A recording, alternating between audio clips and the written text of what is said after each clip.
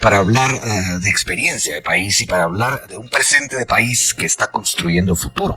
Así que para ello ya me están confirmando por la vía telefónica el doctor Eduardo Stein, ex vicepresidente de Guatemala. Doctor Stein, gracias por contestar esta llamada. Buenos días. Muy buenos días, Luis Felipe, y muy buenos días a la audiencia de Emisoras Unidas. La verdad es que tenemos mucho de qué platicar, doctor. Quiero empezar preguntándole esto. Usted, haciendo los apuntes que hace diariamente de su lectura del país y del mundo, ¿qué cree usted que aprendió Guatemala a partir de la primera vuelta durante los últimos 6 meses? Bueno, decir que aprendimos es quizá demasiado alternativo. Yo diría que estamos aprendiendo y ojalá sigamos aprendiendo. Aprendiendo desde la perspectiva de cuidar la democracia, de saber qué es la democracia, de saber qué hay que hacer con la democracia. Yo creo que en efecto hubo una especie como de conciencia compartida de que al final el destino de nuestro país, de nuestra sociedad y la posibilidad de construir un futuro diferente dependía fundamentalmente de la población guatemalteca. Tuvimos ayudas externas, sí, tenemos la posibilidad de entender mejor en dónde nos encontramos, sí, es cierto, pero quizás el mensaje más vigoroso que nos dimos como sociedad es el llamamiento a la unidad para que juntos podamos caminar en una dirección constructiva que atienda de la manera más amplia las necesidades de la población. Ese llamamiento a la unidad, por lo tanto, es absolutamente central, políticamente esencial, y quizás esa es una de las más profundas lecciones que estamos aprendiendo.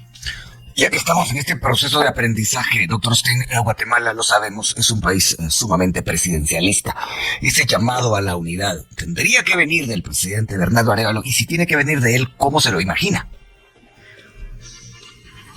Bueno, yo no puedo dejar de pensar en que estamos hablando, cuando menos, de dos dimensiones importantes.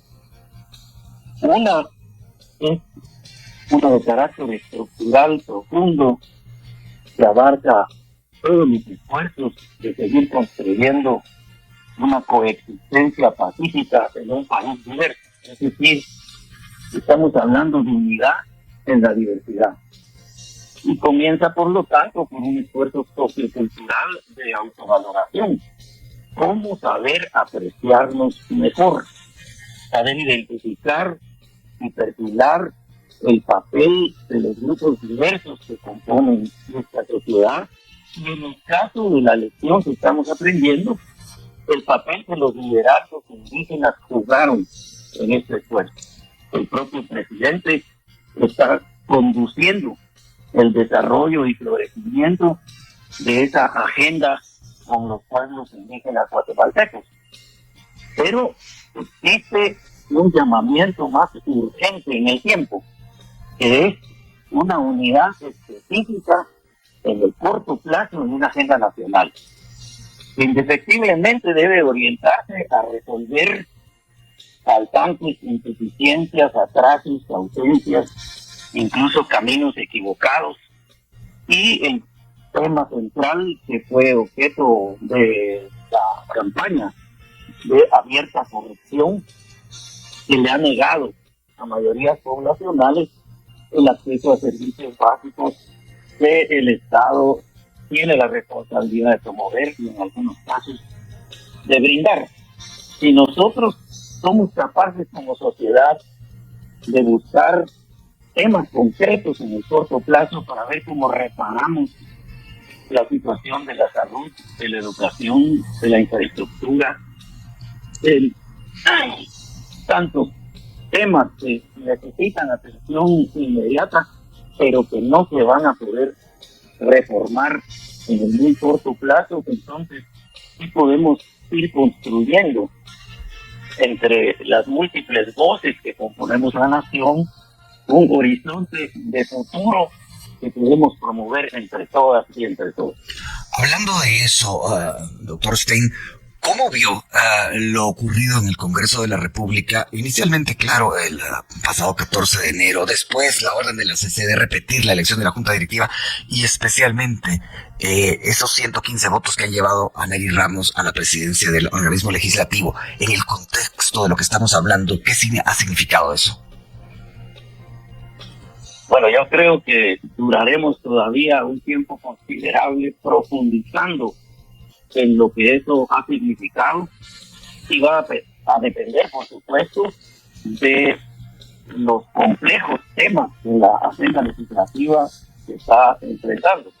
Algunos, como dice hace unos minutos, pues para resolver insuficiencias, atrasos, faltantes, ausencias, pero sobre todo porque encontramos caminos de ponernos de acuerdo en la práctica, en lo que estamos descubriendo aspectos de esa agenda que necesitamos atender de manera conjunta. Ese resultado, por decirlo de alguna manera, está ahora puesto a prueba en el horizonte de futuro de la nación que queremos construir entre todos. Pero lo que se dio fue verdaderamente notable.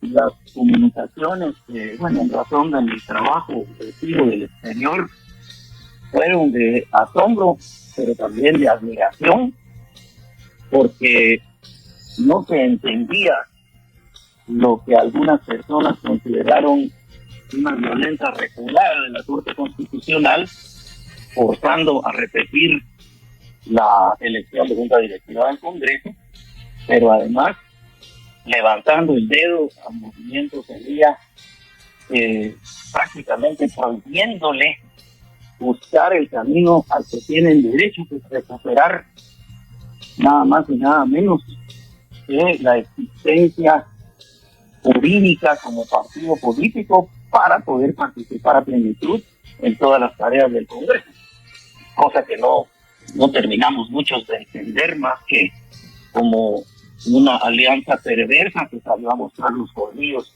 en el último segundo, pero que la decisión política dentro del Congreso probó tener lugar para una amplia consideración de futuro que rejuntó decisiones políticas de una gran variedad de expresiones y que ahora se ponen a prueba precisamente en la agenda de cómo acometer los temas que el Congreso puede ir resolviendo en el cortísimo plazo. Y le voy a poner 2 ejemplos, si me lo permite. Adelante, doctor. El primero, diría yo, es elegir cuanto antes a los 2 suplentes del Tribunal Supremo Electoral, porque es indispensable acometer la reforma a la ley electoral de partidos políticos y hoy por hoy el Tribunal Supremo Electoral está fragmentado, desarticulado. Luego, otro tema de enorme importancia es también acometer las comisiones de postulación en abril para elegir una nueva Corte Suprema, entiendo ya hacia octubre, y los cientos de magistradas y magistrados, de funcionarias y funcionarios de las Cortes de Apelaciones. Es decir, hay cuestiones muy concretas en el corto plazo que pueden ir configurando la agenda de respuestas a la nación. Pero también va a haber yo creo que esto no se necesita ser mago para adivinarlo, una preparación colectiva de esa alianza en la nueva Junta Directiva del Congreso para precaverse y protegerse de todas las intrigas y de todos los excesos que vimos en la manipulación de centros de poder durante esos 6 meses que eran el calendario de tu pregunta original. Y bien, hasta aquí el video de hoy. Recuerden que ustedes tienen la última opinión, la cual pueden dejar en la cajita de comentarios. Dicho esto, nos vemos en el siguiente video. Adiós.